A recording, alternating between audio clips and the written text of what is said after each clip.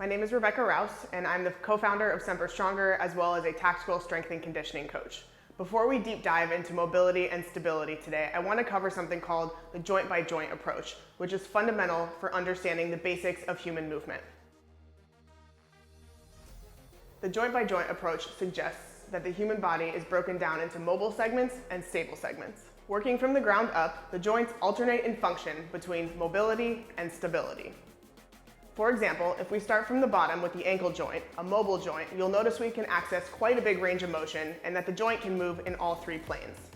Moving up from there, we have the knee joint, which is designed only to flex and extend, which is why it's a stable joint.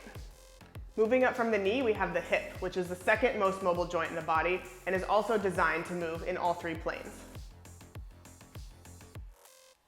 Making our way up the body, after the hips, we move to the spine. The spine is broken down into three main segments: the lumbar, thoracic, and cervical. The joints of the lumbar spine, or lower back, are designed primarily for stability. The joints of the thoracic spine, which connect to the rib cage, are designed mainly for mobility. The joints of the cervical spine, or the neck, are designed to allow for both mobility and stability, which is important because we want our neck to both move while also supporting our head.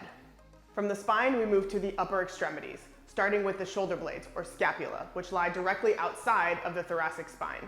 You may recall that the thoracic spine is made up of mobile joints, and continuing the alternating pattern of mobile and stable, our shoulder blades then are stable joints. They are what allow us to stabilize load overhead. The shoulder joint, which is different than the shoulder blade, is the most mobile joint in the body, allowing for a significant range of motion in all three planes. It's the reason we should be able to do this with our arm. As we move down the arm from the shoulder to the elbow, we go from a very mobile joint to, you guessed it, a stable joint.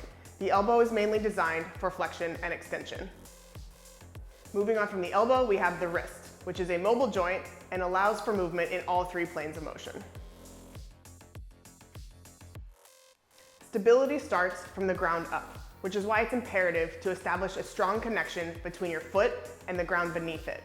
For this reason, I recommend spending as much time as you possibly can safely moving around barefoot or at the very least in socks.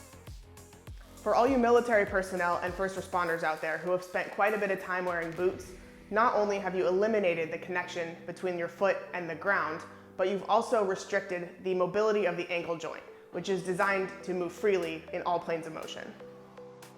Core strength and stability are essential for maintaining a healthy spine.